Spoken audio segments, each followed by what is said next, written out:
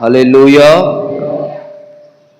దేవుని మహాకృపను బట్టి మరి ఒక నూతనమైనటువంటి నెలలోనికి ప్రవేశించి ఇలాగూ పరిశుద్ధ సంఘముగా చేర్చబడి ప్రభుని ఆరాధించడానికి ప్రభు మనకు ఒక చక్కటి శ్రేష్టమైనటువంటి అవకాశాన్ని కల్పించి ఉన్నారు. దేవుని యొక్క వాక్యాన్ని కొద్ది నిమిషాలు మనం అందరం కూడా ధ్యానం చేద్దాం. దయచేసి యథావిధిగానే మందిరంలో జరగవలసినటువంటి ప్రార్థనలు క్రమంగానే జరుగుతాయి. స్త్రీల ప్రార్థన, అలాగే శనివారం రాత్రి ఉపవాస ప్రార్థన మరి క్రమంగానే జరుగుతుంది. దయచేసి మీరు ప్రార్థనలో పాల్గొనవలసిందిగా ప్రభు పేరిట మీకు మనవి చేస్తూ ఉన్నాను. దేవుని వాక్యంలో నుంచి పోయిన వారం ఏ వాక్యాన్ని ధ్యానం చేశామండి? గుర్తుందా ఎవరికైనా? ఏమా, పోయిన వారం ఏ వాక్యాన్ని ధ్యానం చేశాం? మొక్కుబడి చేసుకున్న తర్వాత దానిని చెల్లించకుండా ఉంటే అది పాపము అని ధ్యానం చేశాం. గుర్తుందమ్మా ఎవరికైనా? గుర్తుందా? మొక్కుబడి చేసుకున్న తర్వాత దాన్ని మనం చెల్లించాలి. అది చెల్లించకపోతే దేవుని దృష్టిలో అది పాపం అయిపోతుంది. తద్వారా వచ్చేటువంటి నష్టాలని మనము ధ్యానం చేస్తూ వచ్చాం. మీరు వాక్యాన్ని మర్చిపోకూడదు. వాక్యాన్ని ఎప్పుడూ కూడా మీ హృదయంలో భద్రం చేసుకోవాలి. ఈరోజున ఒక శ్రేష్టమైనటువంటి దేవుని యొక్క మాటను మీ ముందు ఉంచాలని ఇష్టపడుతూ ఉన్నాను. ఇర్మియా గ్రంథము 8వ అధ్యాయము. ఇర్మియా గ్రంథము 8వ అధ్యాయము. బైబిల్ గ్రంథాలు ఉన్నటువంటి వారందరూ కూడా మీరు తెరచి చూడండి. 8వ అధ్యాయము. దైవజనుడైనటువంటి ఇర్మియా, మరి కన్నీటి ప్రవక్తగా ఈయనకి పేరు. మరి ఈయన యొక్క మరి ప్రార్థన ఎంతో కన్నీళ్లతో కూడినటువంటి ప్రార్థన. అంతేకాదు మరి అనేకమైనటువంటి పర్యాయాలు ఈయన చెప్తున్నటువంటి మాటలను బట్టి మరి చాలామంది ఆయన్ని తిట్టి, మరి కొన్ని పర్యాయాలు కొట్టి, ఆయనను మరి ఒక బురద గుంటలో పడవేసి ఆయన్ను బాధ పెట్టినటువంటి పరిస్థితులు ఉన్నాయి. అయినప్పటికీ కూడా దేవుడు చెప్పమనేటువంటి మాటలు ఆయన చెప్పకుండా ఉండలేకపోయాడు. మరి ఈయన చెప్పినటువంటి ఒక మాటను మనం ధ్యానం చేద్దాం. 8వ అధ్యాయము 22వ వచనము. వచ్చేటువంటి నాశనాన్ని ఎత్తుబట్టి యోధా ప్రజలైనటువంటి వారితో ఆయన మాట్లాడుతూ ఉన్నాడు. చదవండి 22వ వచనం. గిలాదులో గుగ్గిలం ఏమీ లేదా? అక్కడ ఏ వైద్యుడును లేడా? నా జనులకు స్వస్థత ఎందుకు కలగకపోవచ్చున్నది? చాలండి. చదవబడినటువంటి వాక్య భాగంలో ఈ దైవజనుడైనటువంటి ఇర్మియా దేవుని ప్రజలను ఉద్దేశించి జరగబోయేటువంటి నష్టాన్ని, ఇబ్బందులను అతడు గమనించి దేవుడు ఆయనతో చెప్పమన్నట్లుగా, ఆయన తన ప్రజలైనటువంటి వారికి చెప్పమన్నట్లుగా చక్కగా ఈ మాట చెప్తా ఉన్నాడు. గిలాదులో గుగ్గిలము ఏమీ లేదా అని మాట్లాడుతూ ఉన్నాడు. ఏ వైద్యుడును లేడనుకున్నారా? నా జనులకు ఎందుకు స్వస్థత కలగకపోవచ్చున్నది? గిలాదు అంటే మీరు అర్థం చేసుకోవాలి. ఈరోజున మీకు కొన్ని విషయాలను ధ్యానంలో తీసుకుని వస్తాను. గిలాదు అంటే దేవుని యొక్క సంఘము, దేవుని యొక్క మందిరము. ఈరోజున గిలాదు అనేటువంటి మాటకు నువ్వు ఇది అర్థంగా పెట్టుకోవాలి. చెప్పండి, గిలాదు అంటే అర్థము దేవుని సంఘము. చెప్పండి గట్టిగా, గిలాదు అంటే అర్థం ఏంటి? దేవుని సంఘము లేదా దేవుని యొక్క మందిరము. గుగ్గిలము అంటే దాని యొక్క అర్థం ఏంటంటే ఔషధము. ఔషధము అంటే మెడిసిన్. ఇప్పుడు మనకి అనారోగ్యం వస్తే డాక్టర్ దగ్గరికి వెళితే డాక్టర్ మనకి ఏమిస్తాడు? మెడిసిన్ ఇస్తాడు. ఆ మెడిసిన్ వేసుకుంటే మనకి ఆరోగ్యం మరలా వస్తుంది అనేటువంటి నమ్మకంతో మనం వెళ్ళి మెడిసిన్ తెచ్చుకొని వేసుకుంటాం. కాబట్టి ఈ రోజున దేవుని యొక్క మందిరంలోనికి వచ్చాం. ఔషధము మరేదో కాదు, దేవుడే మనందరికీ కూడా పరమ ఔషధం. ఈ గిలాదు గుగ్గిలము బైబిల్ గ్రంథంలో చాలా ఫేమస్. నేను వాక్యంలోనికి వెళ్ళబోయే ముందు ఒక చిన్న ఎగ్జాంపుల్ చెప్పి ముందుకు వెళ్తా. సొలొమోను రాజు అనేటువంటి ఒక రాజు ఉన్నాడు బైబిల్ గ్రంథంలో, మీ అందరికీ కూడా తెలుసు. ఈ సొలొమోను రాజుకి మరి షాబా దేశపు రాణి మరి చాలా బంగారము, ఆయన యొక్క జ్ఞానయుక్తమైనటువంటి మాటలు వినడానికి, లేకపోతే ఆయన యొక్క సామెతలు వినడానికి ఆమె షాబా దేశపు నుంచి వచ్చి ఆమె మరి వచ్చేటప్పుడు చాలా విచిత్రమైనటువంటి వస్తువులను తీసుకొని వచ్చింది.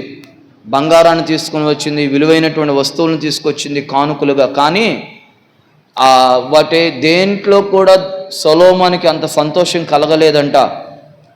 ఈ యొక్క గిలాదులో నుంచి గుగ్గిలమును తీసుకుని వచ్చింది. ఆ గిలాదు యొక్క గుగ్గిలమును చూసి ఆయన ఆ గుగ్గిలమును తీసుకుని మరి ఆమెతో ప్రేమలో పడినట్లుగా చరిత్రకారులు చెప్తారు. బైబిల్ గ్రంథంలో లేదు, చరిత్రలో ఇలాగ రాయబడి ఉంది.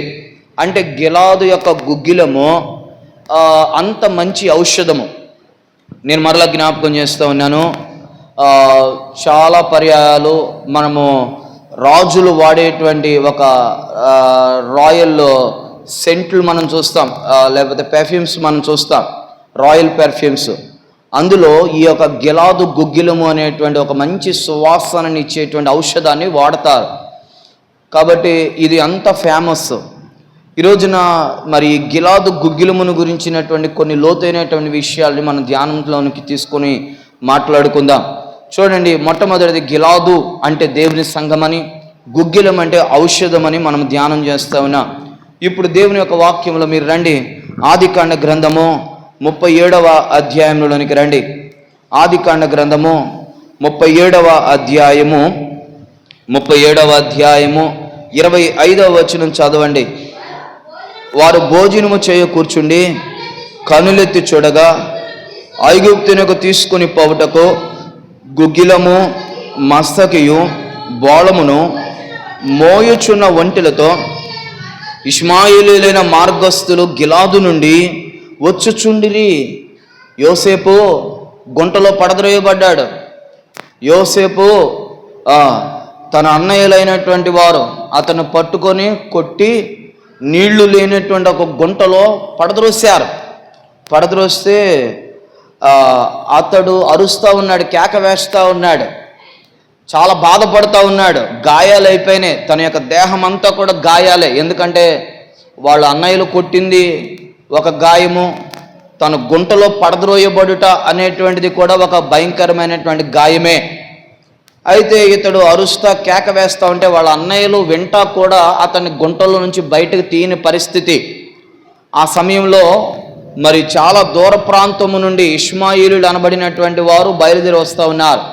ఇష్మాయేలు అనేటువంటి మాటకు అర్థం ఏంటంటే దేవుడు విన్నాడు, దేవుడు వినుచుండెను అనేటువంటి మాటకు అర్థం వస్తుంది. ఇష్మాయేలు అంటే యోసేపు వేసినటువంటి కేక, యోసేపు అరిచినటువంటి అరుపు, ఆయనకైనటువంటి గాయాలను బట్టి, అతడు పడినటువంటి బాధను బట్టి, మరి ఆ గాయాలు మాన్పు కొరకై అతడు వేసినటువంటి ఆ కేక ఎవరు విన్నారా అంటే దేవుడు విన్నాడు.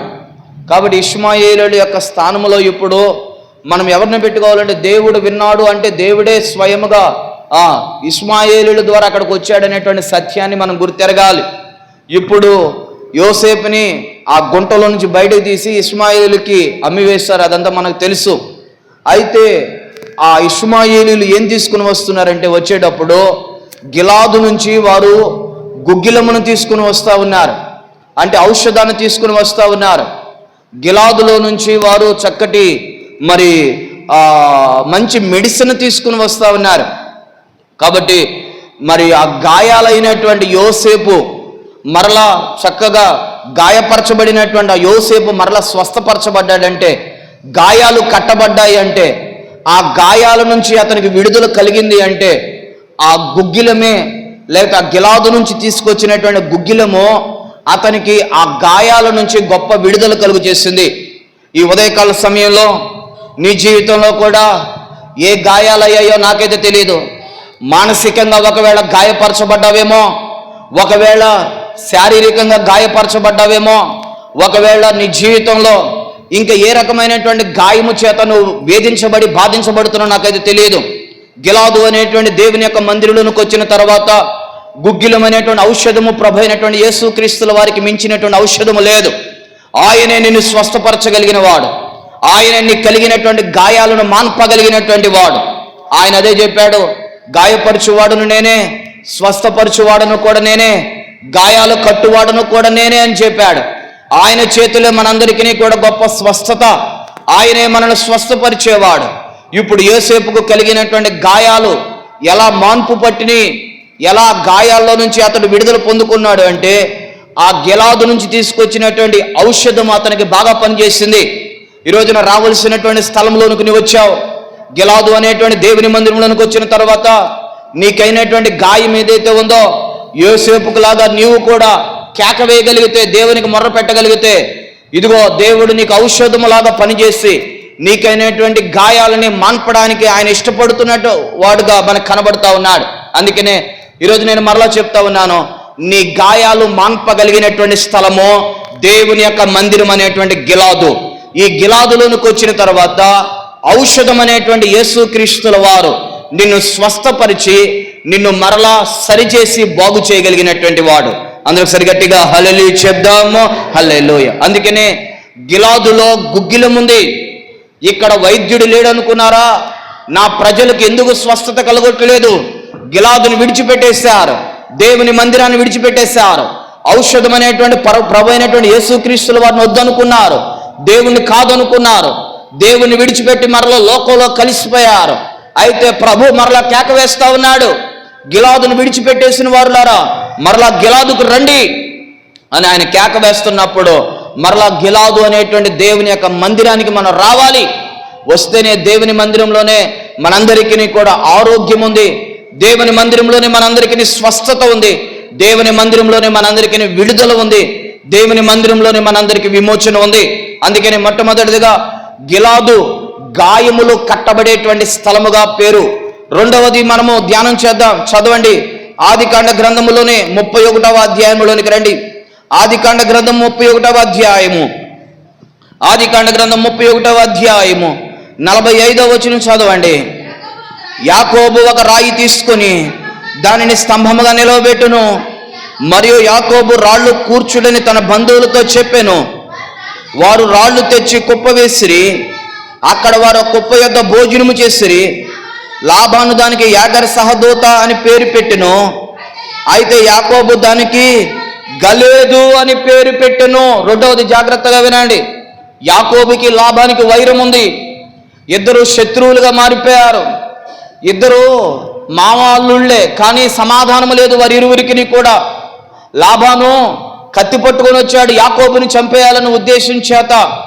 అయితే వారి ఇరువురు కలుసుకున్న తర్వాత, వారి ఇరువురు కలిసి కూర్చున్న తర్వాత అక్కడ వారికి సమాధానం దొరికింది. ఎక్కడ సమాధానం దొరికిందో చెప్పనా?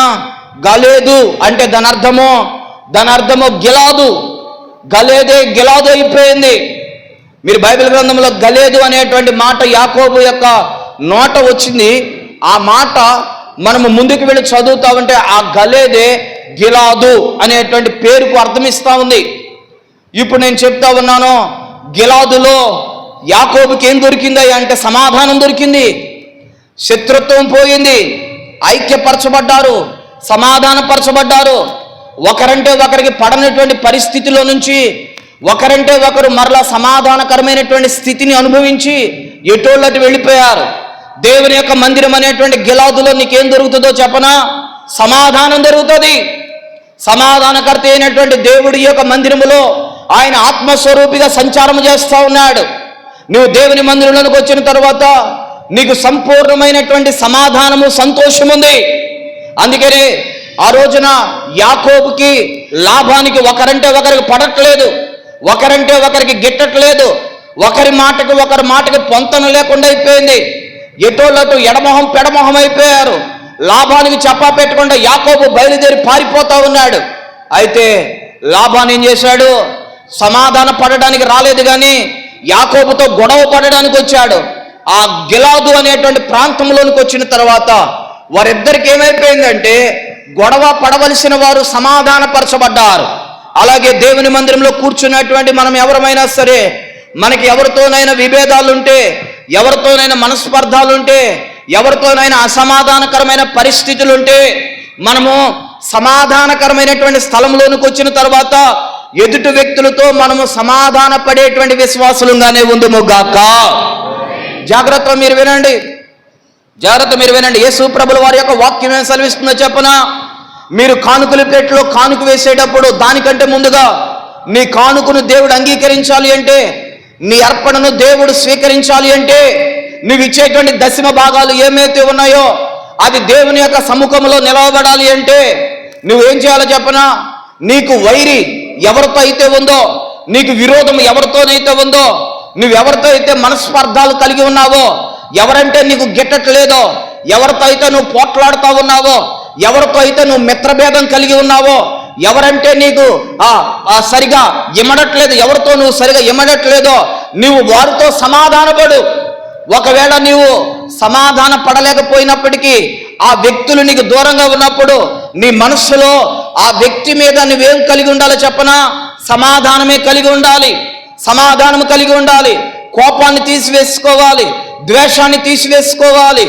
ఇప్పుడు ఆ గిలాదులోనికి వచ్చిన తర్వాత సమాధానకర్త అయినటువంటి దేవుడు నీ దగ్గర ఉన్నాడు కాబట్టి ఆ మనస్సులో నుంచి ఏ వ్యక్తితో అయితే నీకు సమాధానం లేదో ఆ వ్యక్తితో నువ్వు సమాధాన పడే అంత స్థితిలోనికి నువ్వు రావాలని దేవుడు కోరుకుంటా ఉన్నాడు. అందుకని గిలాదులో సమాధానము దొరుకుతుంది. ఆ రోజున యాకోబు అంటా ఉన్నాడు, లాబాను ఏదో పేరు పెట్టాడు, యాహర్ సదోతా అని పేరు పెట్టాడు, కానీ ఇప్పుడు యాకోబు అంటున్నాడు, లాబాను పెట్టాడు కానీ యాకోబు అంటున్నాడు ఇది అది కాదు, కానీ ఇది కేవలం గిలాదు అంటే మనకి సమాధానము దొరికినటువంటి స్థలము. రెండవదిగా చెప్తా ఉన్నాను, సమాధానము దొరికేటువంటి స్థలమే గిలాదు. మొట్టమొదటిది గాయాలు మాన్పేటువంటి స్థలము గిలాదు, ఔషధము దొరుకుతుంది ఇక్కడ. రెండవది ఇక్కడ మనకి సమాధానము దొరికేటువంటి స్థలము.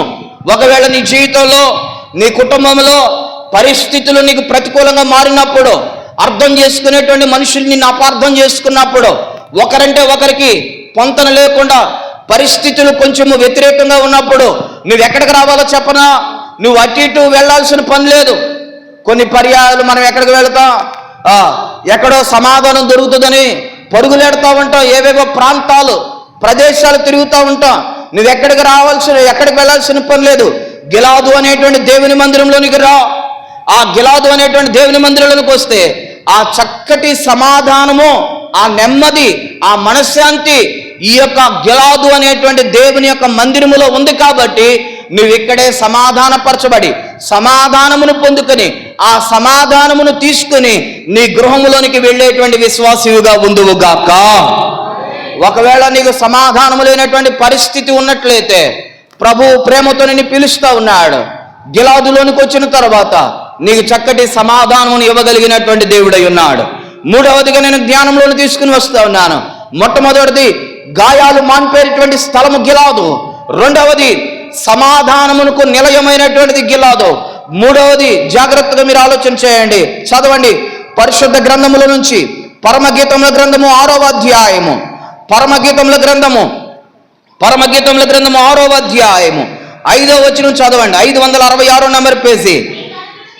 నీ కనుదృష్టి నా మీద ఉంచకము, అది నన్ను వశపరుచుకొనును. నీ తల వెంట్రుకలు గిలాదు పర్వతం మీద మేకల మందను పోలి ఉన్నవి. మూడవది ఏంటో చెప్పనా? గిలాదులో ఏం దొరుకుతుంది? మేకల మందకి పచ్చిక దొరుకుతుంది, మంచి మేత స్థలము. మేకల మందలని ఆ కాపరి ఎక్కడికి తీసుకుని వెళ్తాడంటే గిలాదు పర్వతము. ఆ పర్వతం మీద ఏం దొరుకుతుంది? పచ్చిక ఉంది, అంటే అక్కడ మేత ఉంది.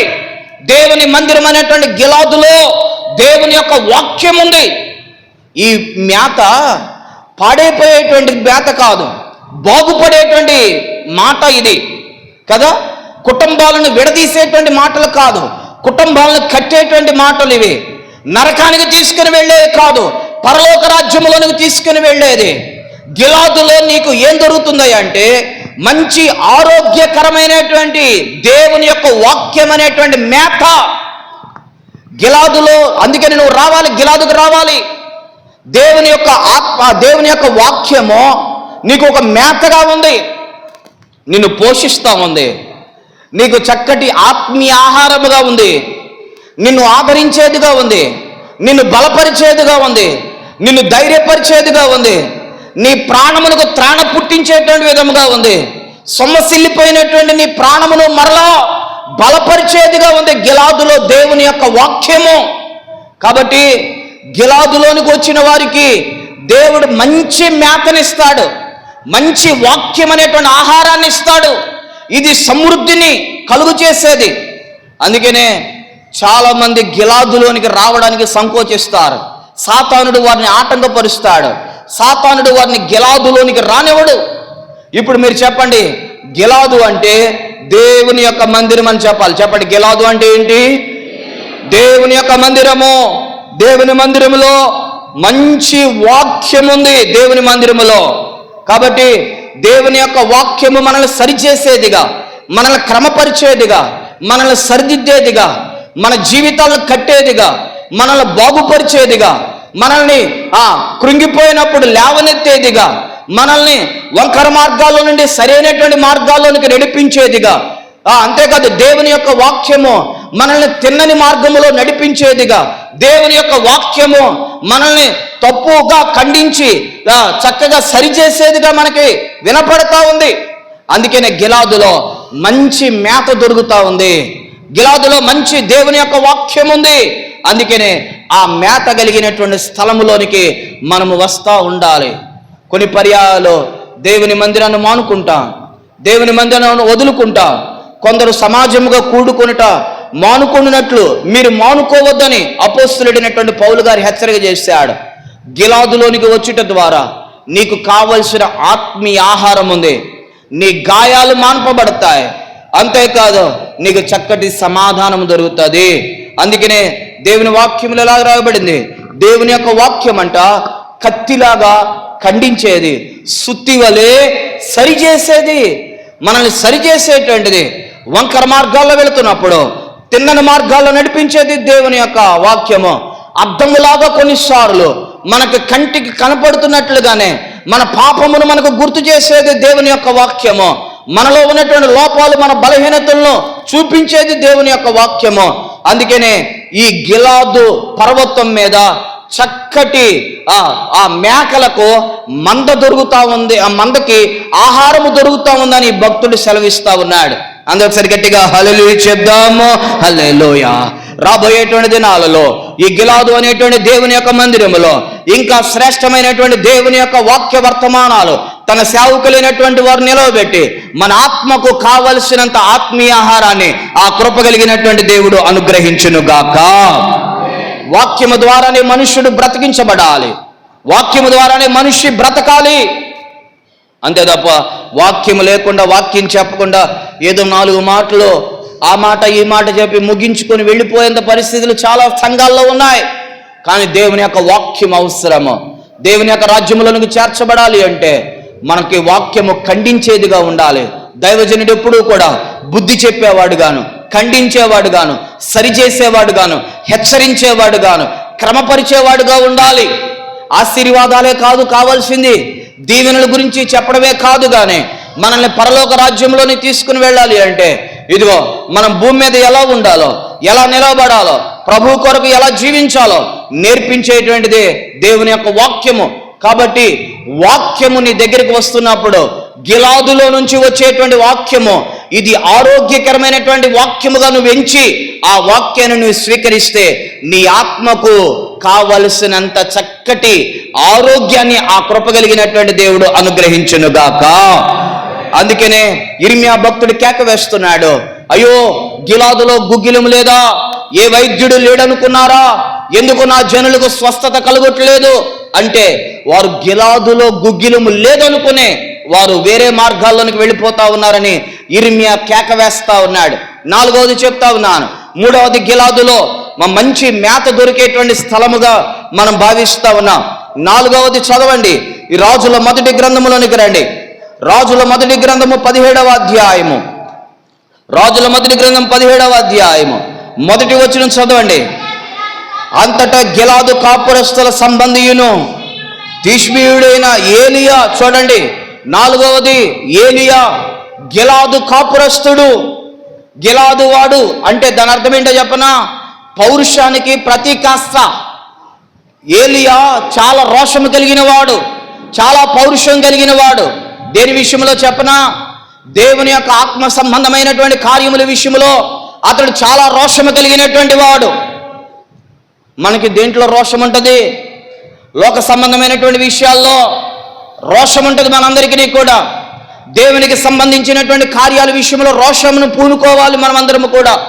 ఈ దైవజనుడైనటువంటి ఏలియా ప్రార్థన చేస్తున్నాడు, ప్రభా వర్షం లేదు, భూమి ఎండిపోయింది, మేకలు గొర్రెలు ఏర్ని పశువులని చచ్చిపోతా ఉన్నాయి, పిల్లలు ఆకలితో అలమటిస్తూ ఉన్నారు, వర్షాన్ని కురిపించండి ప్రభు అని పర్వతం మీదకి ఎక్కి ప్రార్థన చేస్తూ ఉన్నాడు. ప్రార్థన చేస్తూ ఉంటే ఒకసారి ప్రార్థన చేశాడు, వర్షం పడలేదు. రెండవసారి ప్రార్థన చేశాడు, వర్షం పడలేదు. అలాని చెప్పి అతడు నీరసిల్లిపోలేదు, అతడు అవిశ్వాసంలోనికి వెళ్ళలేదు. అతడు పౌరుషం తెచ్చుకొని రెట్టింపు ఉత్సాహముతో, రెట్టింపు విశ్వాసముతో, ఇంకా రోషం పూనుకొని అతడు భారము కలిగి దేవుని వైపుకు చేతులెత్తి, ప్రభువా నువ్వు తప్పక వర్షాన్ని పంపించాల్సిందే, నువ్వు తప్పక కార్యము చేయాల్సిందే అని చెప్పి ఒక ఆత్మ సంబంధమైనటువంటి రోషము కలిగినటువంటి దైవజనుడిగా మనకు కనబడుతూ ఉన్నాడు. ఆయన రోషాన్ని చూసినటువంటి దేవుడు ముగ్ధుడైపోయి చలించిపోయి అరిచేయంత మేఘాన్ని పంపించి సూచన చూపించాడు. ఇదిగో ఏలియా, నీకు అరచేయి మేఘాన్ని చూపిస్తా ఉన్నాను, వర్షం విస్తారంగా పడబోతా ఉంది, నువ్వు పరిగెత్తు అని చెప్పాడు. ఏమిటని అతడికి అర్థమైపోయింది, వర్షం పడబోతా ఉంది. ఆ అరిచేయంత మేఘాన్ని చూసి అతడు పరుగులెత్తుకుంటూ వెళ్ళిపోయాడు. ఒక ప్రచండమైనటువంటి వర్షము కుమ్మరించబడింది. నువ్వెప్పుడైతే దేవుని కొరకు నిలవబడతావో రోషము కలిగి, నువ్వెప్పుడైతే దేవునిలో పౌరుషం కలిగి ఉంటావో అద్భుతాలు నీ వెనకమాల దేవుడు చేయడానికి కృప చూపిస్తాడు. ఒకవేళ గనుక నువ్వు ఒకసారి ప్రార్థన చేసి, 2 సార్లు ప్రార్థన చేసి ఈ కార్యము జరగట్లేదు కదా అని చెప్పి నువ్వు నీరసిల్లిపోతే, నువ్వు సొమ్మసిల్లిపోతే, నువ్వు బలహీనపడిపోతే నువ్వు గిలాదువాడు కాదు. గిలాదువాడు అంటే దేవునికి సంబంధించినటువంటి వారు. గిలాదువారు అంటే దేవుని యొక్క పిల్లలు, దేవుని యొక్క మందిరానికి సంబంధించినటువంటి వారు. కాబట్టి ఈ రోజున నీకు రోషం ఉండాలి. రోషము కలిగినటువంటి ఒక క్రైస్తవుడుగా, ఒక క్రైస్తవురాలుగా ఉండాలి. జాగ్రత్తగా మీరు వినండి. ఒక రోజున ఒక దెయ్యం అంట ఒక విశ్వాసి దగ్గరికి వెళ్ళింది. ఆ విశ్వాసి యొక్క హృదయం అంతా కూడా దేవుని చేత నింపబడింది. పాటలు, దేవుని యొక్క వాక్యము, ప్రార్థన చేత నింపబడింది. ఆ విశ్వాసి చక్కగా దేవునిలో ఎదుగుతూ ఉన్నాడు. ఆ దెయ్యం ఏమనుకుందో చెప్పనా, ఈ విశ్వాసితో నాకు పని లేదు అనుకుని వెళ్ళిపోయింది. వెళ్ళిపోయి కొన్ని దినాలాగిన తర్వాత ఆ విశ్వాసి ఎలా ఉన్నాడో మరలా తిరిగి చూసొద్దామని చెప్పి ఆ దెయ్యం వచ్చి చూస్తేనంట ఆ విశ్వాసి దేవుని మందిరాన్ని మానేశాడు. దేవుని వాక్యం ఆయనలో లేదు. ప్రార్థన మానేసుకున్నాడు. ఉపవాసం ఉండేది పోయింది. దేవుని యొక్క వాక్యానికి దూరం అయిపోయాడు. సంఘానికి దూరం అయిపోయాడు ఆ విశ్వాసి. ఇప్పుడు రోషము తెచ్చుకొని ఆ దెయ్యం ఏం చేస్తుందో చెప్పనా, తనకంటే చెడ్డవైనటువంటి 7 దెయ్యాలను వెంట పెట్టుకొని వచ్చి ఆ యొక్క వ్యక్తి యొక్క హృదయంలోనికి దూరిపోయినాయి.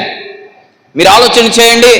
ఒక దెయ్యము 7 దెయ్యాలను వెంట పెట్టుకొని రోషము కలిగి, రోషము తెచ్చుకొని 7 దెయ్యాలను తీసుకొని వచ్చిందంటే, ఈ రోజున దేవుని యొక్క మందిరానికి రోషము పూనుకొని ఒక్క వ్యక్తినైనా సరే నువ్వు దేవుని దగ్గరికి నడిపిస్తా ఉన్నావా? ఎన్ని స్థలాల్లోనికి ఎంతమందిని ఎక్కించుకొని నువ్వు బయలుదేరి వెళ్ళట్లేదు కదా? మీ పనుల కొరకు, లేకపోతే ఇంకా ఏవేవో కార్యక్రమాల కొరకు రోషము పూనుకొని వారు 10 మందిని తీసుకొస్తే నేను 20 మందిని తీసుకురాలేనా కదా? ఇవే కదా మనం రోషం. ఎలాంటి వాటిలో రోషం ఉంటుంది. కొన్నిసార్లు పెళ్ళిళ్ళకి మనకి ఎలాగ మాట్లాడతారు, అయ్యా ఎంతమంది వస్తారు మీరంటే, మేము 50 మంది వస్తాం. మీరు 50 మంది వస్తే మేము 100 మంది వస్తాం. అయ్యా 100 మంది వస్తే మేము తట్టుకోలే, భలే పని, మా ఇంటి పేరటోళ్ళు బోళ్ళు అంతమంది ఉన్నారు, ఒకళ్ళు చెప్పకపోతే ఒకళ్ళు బాధపడిపోతారు. రోషం. దేవుని మందిరానికి నీ ఇంట్లో వాళ్ళు ఏరి, రోషం ఏది నీకు? నీ పిల్లోడేది, నీ పిల్ల ఏది? లేకపోతే నీ భర్త ఏది? నీ భార్య ఏది? ఎక్కడున్నారు వాళ్ళు? ఆ ఇతరత్ర కార్యక్రమాలకు మాత్రము ఆటోలకి ఛార్జీ పెట్టి మరలా తీసుకుని వెళ్ళి వారిని అక్కడ కూర్చొని పెట్టి బాగానే చేస్తున్నాం. అన్నీ కూడా దేవునికి సంబంధించినటువంటి కార్యము విషయములో, ఆత్మ సంబంధమైనటువంటి కార్యముల విషయములో రోషం ఏమైపోయింది నీకు? రోషము లేనటువంటి క్రైస్తవులంగా మిగిలిపోయామా? రోషము లేనటువంటి ఆత్మీయత లేనటువంటి విశ్వాసులంగా మనం ఉన్నామేమో. ఇప్పటికైనా రోషము తెచ్చుకొని దేవుని వైపుకు తిరిగి చక్కగా దేవునిలో ఉండాలనే ప్రభు పేరట నేను మనవి చేస్తా ఉన్నా. 11వ అధ్యాయం న్యాయాధిపతుల గ్రంథము 1వ వచనం చదవండి. చూడండి, గిలాదు వాడైనటువంటి యెఫ్తా చాలండి, ఒక పరాక్రమమైనటువంటి బలాఢ్యుడిన ఒక న్యాయాధిపతి, వెనుతిరగనటువంటి వ్యక్తి మాట ఇచ్చాడంటే మాట మీద నిలవబడేటువంటి గొప్ప స్థితి గిలాదు వారికి. ఈ పరాక్రమము కలిగినటువంటి వాడుగా పేరు తెచ్చుకున్నాడు. ఇంత పరాక్రమము ఇతనికి ఎలా వచ్చిందంటే గిలాదు నేర్పించింది ఆయనకి. దేవుని యొక్క సంఘము ఆయనని చక్కగా బలపరిచి సాతానుని ఎదుర్కొనగలిగినంత ఆత్మీయ వరాలని ఆ యొక్క యెఫ్తాకి ఇచ్చింది. ఒక న్యాయాధిపతి అయిపోయాడు. అసలు యెఫ్తాను గురించి మనం ధ్యానం చేయాలంటే యెఫ్తా ఒక వేశ్యకు పుట్టినటువంటి కుమారుడు. తన తండ్రి యొక్క బిడ్డలైనటువంటి వారే, తన అన్నదమ్ములే అతన్ని ఊరిలో నుంచి బయటకు గెంటేశారు. ఊర్లో నుంచి బయటకు పంపించేశారు. నువ్వు మాకు సంబంధించిన వ్యక్తివి కాదు, నువ్వు మా తల్లికి పుట్టలేదు, నువ్వు వేశ్యకు పుట్టావు కాబట్టి మా ఆస్తిలో నీకేం వాటా లేదు అని చెప్పి బయటికి పంపించేశారు.